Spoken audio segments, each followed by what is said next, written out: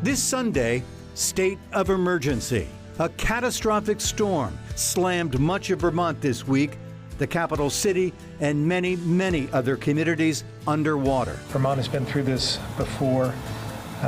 We've proven that when the chips are down, that we help one another out. The images were stunning. Tens of thousands of homes and businesses damaged. Many face a long recovery ahead. The number of people that, are not going to work today and coming here and pitching in. Now, 12 years after Tropical Storm Irene, perspective from Vermont's Irene recovery officer. And we'll talk with NBC5 Upper Valley reporter John Hawkes ahead on our Sunday program.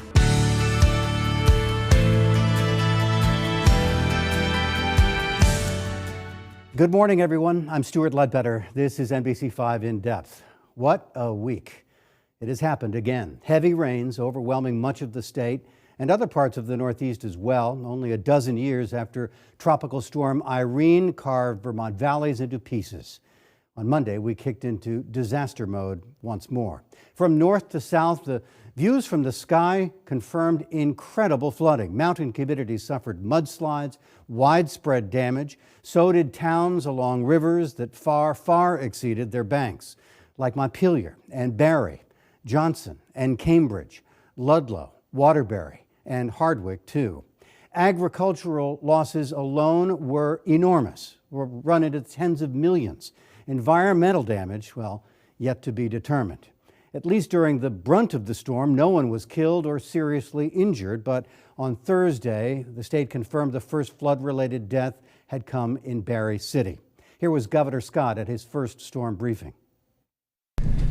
Make no mistake, the devastation and flooding we're experiencing across Vermont is historic and catastrophic.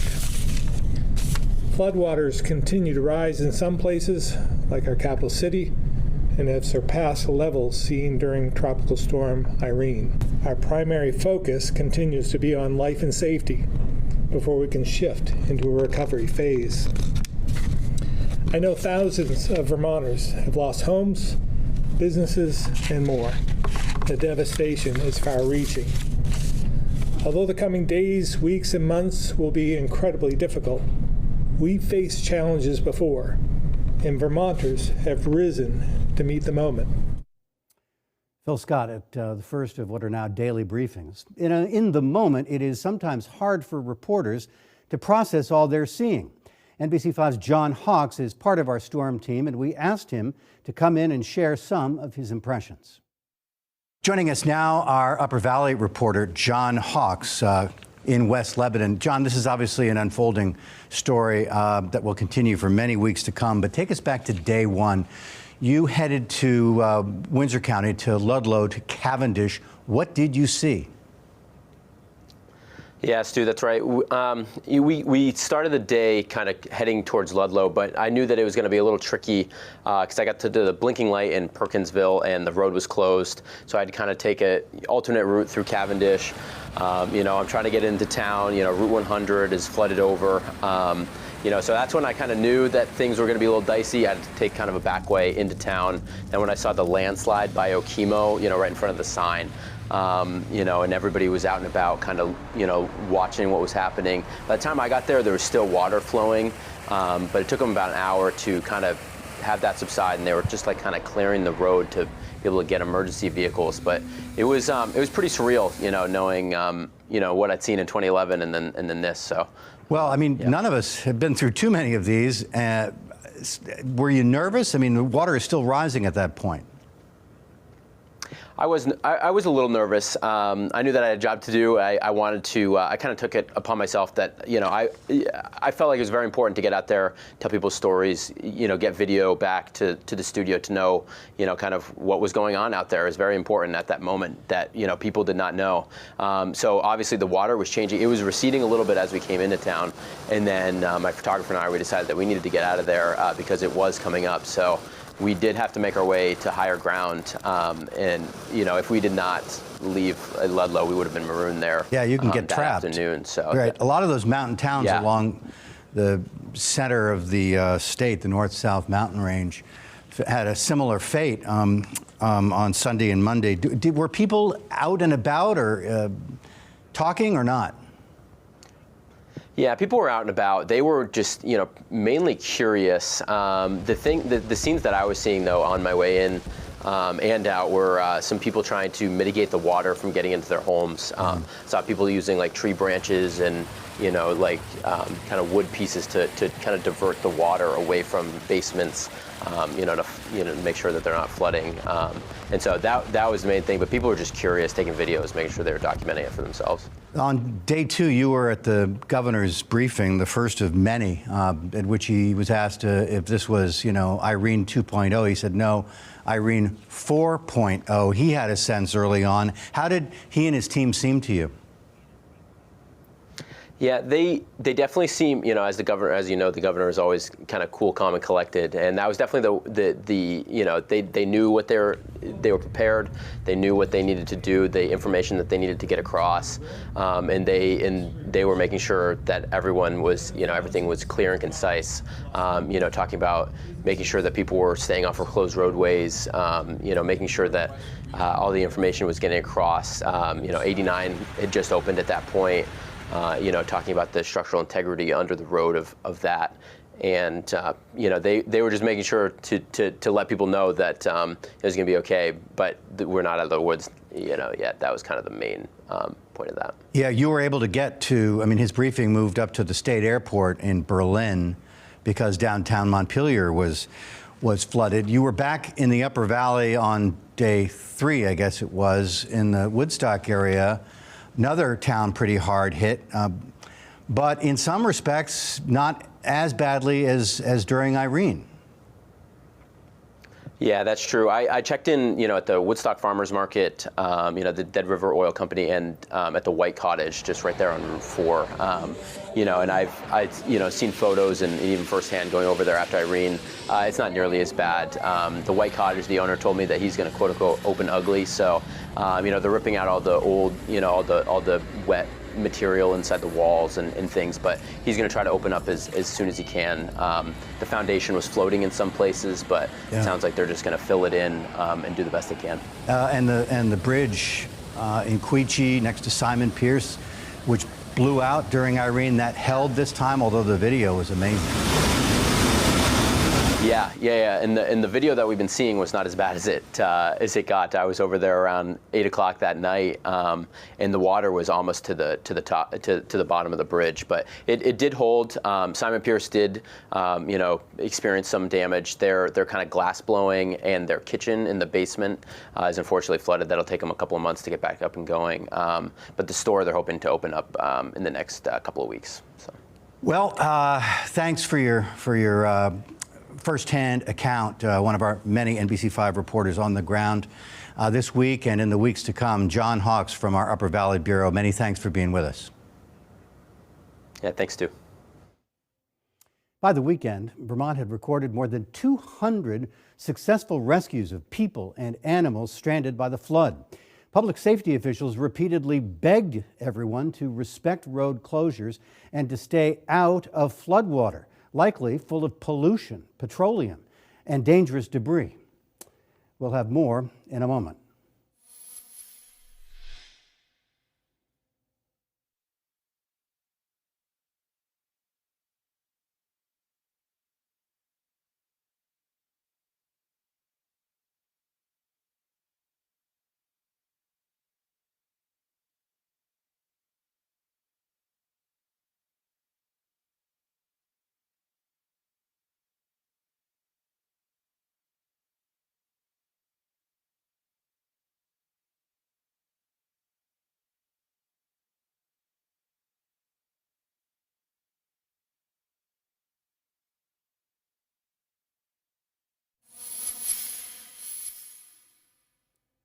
The rain was still falling on Vermont when the news came that President Joe Biden had approved the state's request for an emergency disaster declaration for all 14 counties.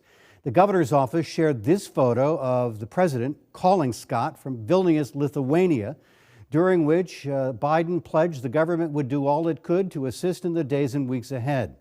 By the weekend, the president had approved a second request from Scott, which Scott said will accelerate aid to businesses and homeowners.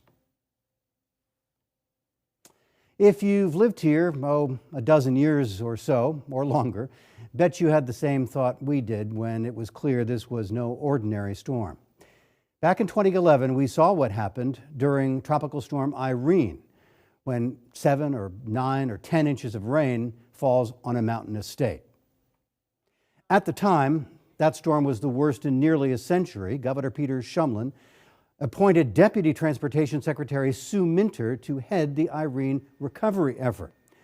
Later, Minter challenged Phil Scott for governor. These days, Minter heads Capstone, the community action agency in central Vermont, and she found herself impacted this week by floodwaters yet again. Sue, when you first heard the news about serious flooding inundating an awful lot of Vermont, did you think, oh no, not again? A lot of sadness.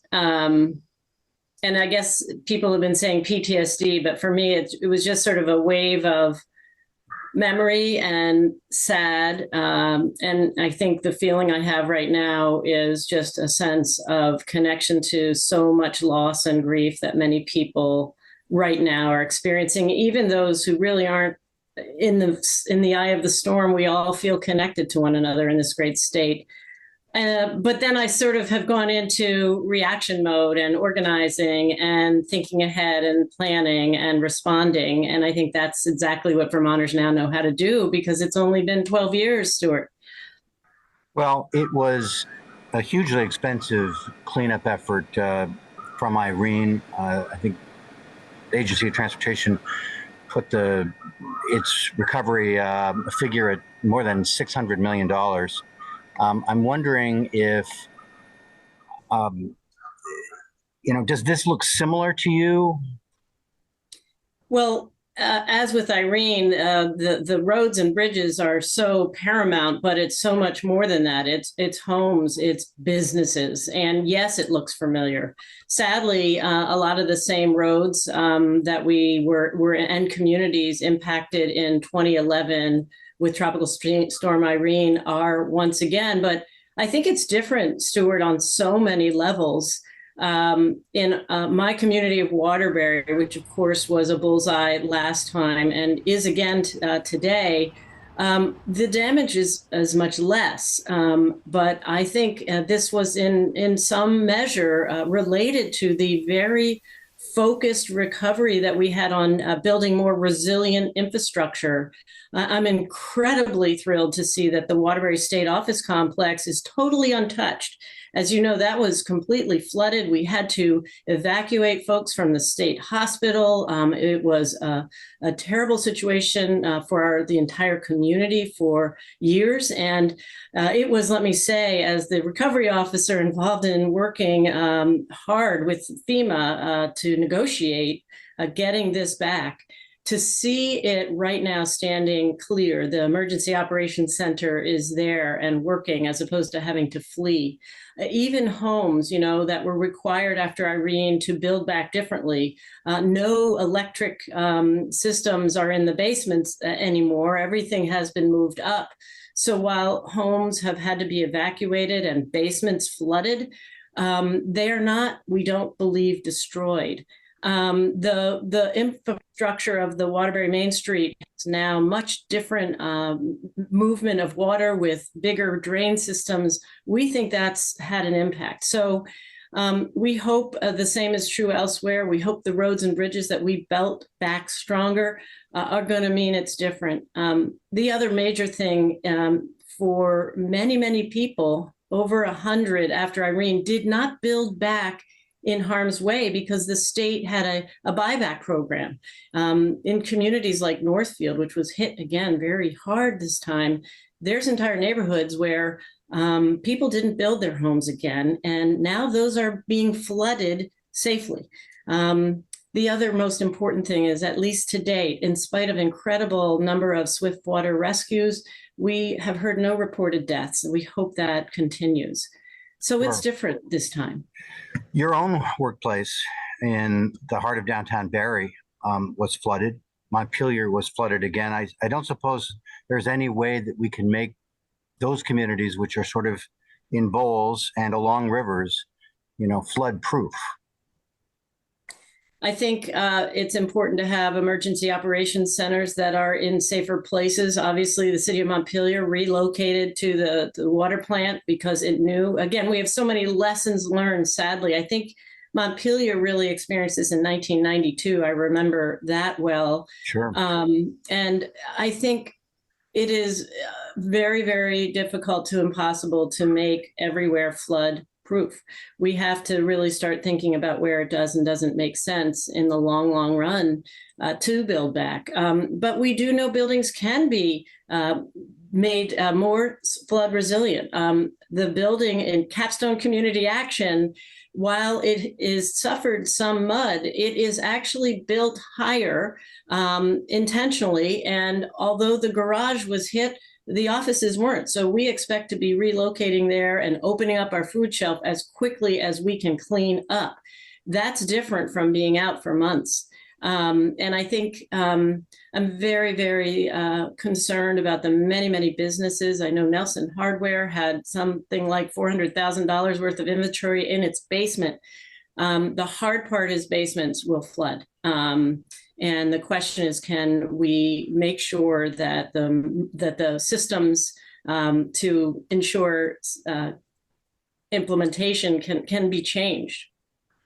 I'm looking over your shoulder at that I Am Vermont Strong license plate, which was born in the aftermath of Tropical Storm Irene. I'm wondering if you sense that we have the wherewithal to do this again. So many of the same communities up and down Route 100 were hit again. What are your thoughts about that? Yeah, again, my heart goes out to especially homeowners and businesses who have had to flee once again. And I know personally people in the community who are facing that loss and grief and trauma. But I think that license plate is really about the spirit of Vermont. And I have great faith. I already see, again, we've learned so much, not just from Irene, but from COVID, about how neighbors come together, how to set up funds, how to distribute it to the people who need it most, how to roll up your sleeves. And I know that is happening as we speak, how to be better coordinated. We have entire communication systems that we didn't have before. And it isn't just the folks who are hit. I know they don't want to ask for help, but help is on the way. Help is here. And I fully believe in the Vermont Strong spirit because it's real. And I guess I do have faith that people will continue to dig deep and help one another through this tragedy. It's a key test for our leaders, as always. How does Phil Scott look so far in his handling of this catastrophe? Well, I think the administration is doing a great job. I mean, the fact that, he's well rehearsed, of course, and the entire team since COVID, but even since Irene, we established a new division within the Department of Emergency Management who is thinking about hazard mitigation and preparedness.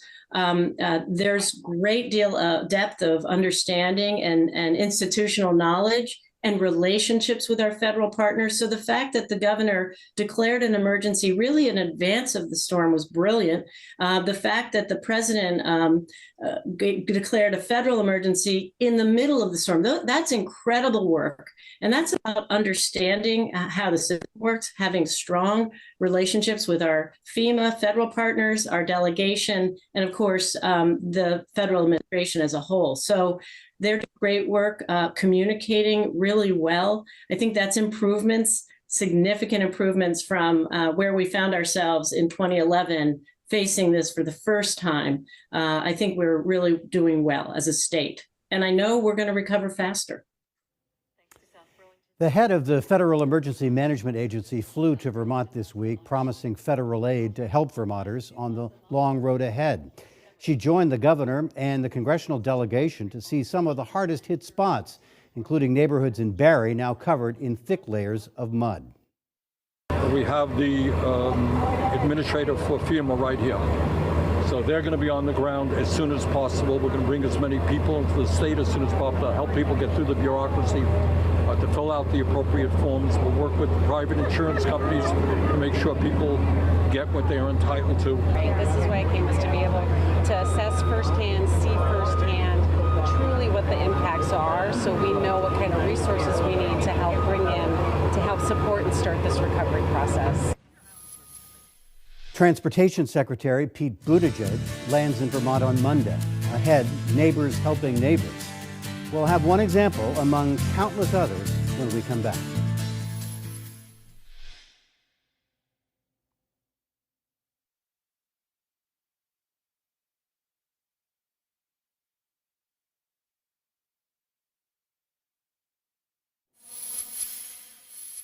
Well, as you've heard, state leaders have confidence we'll make it through this and recover. After all, we are Vermont strong. It will take many hands and many dollars and a lot of determination.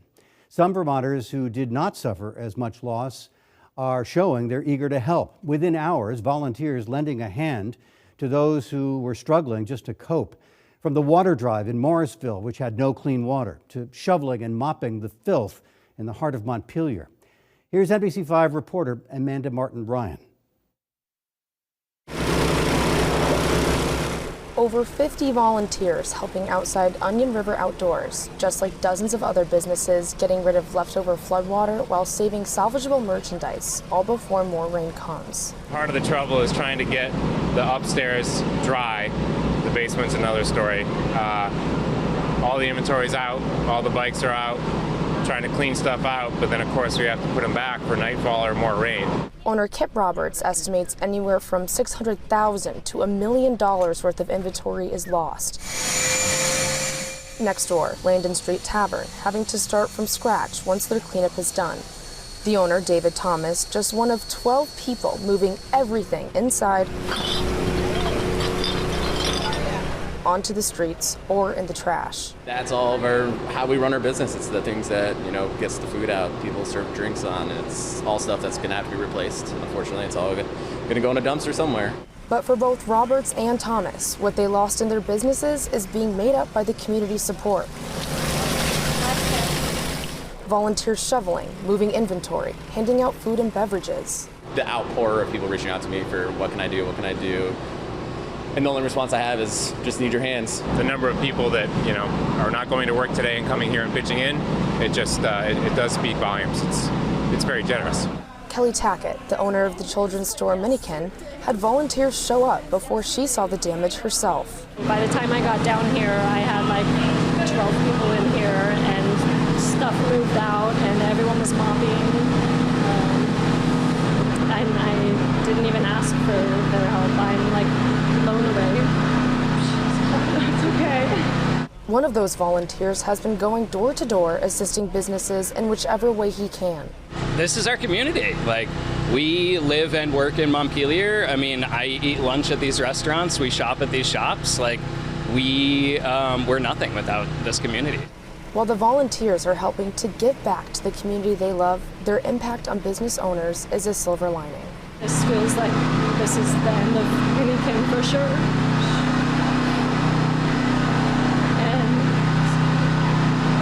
And now I don't feel that way, so it feels good. There are all sorts of ways we can all help out. The Vermont Community Foundation and the American Red Cross are among those organizing fundraisers and donations. The state leaders are asking for volunteers to come forward. If you can help in the recovery effort, there is so much, as we've seen, to do. But state leaders do urge you to register so they can ensure the most effective response. The website is vermont.gov/volunteer. We're told in the first 24 hours alone, 300 people signed up, but they need more than that. Vermont.gov/volunteer. By the way, the Red Cross, which opened emergency shelters, is also asking for you to consider blood donations due to the many drives canceled because of the disaster. A lighter note to close this Sunday. It came courtesy of a Burlingtonian named Liam, who took note that even the governor struggled to get around this week. On Tuesday, the roads surrounding Scott's home were blown out, so he said he hiked through the woods to find another way to the emergency response center, to which Liam wrote, "Dude is fully on brand with his darn tough hat and Burton backpack, hiking a snowmobile trail to get to work." Liam, point taken. We'll have continuing coverage this week when officials hope we can really begin to move into the recovery phase of the disaster. Join us on air and online. For now, I'm Stuart Ledbetter. For all of us here at NBC5, stay safe, Vermont strong, and thank you.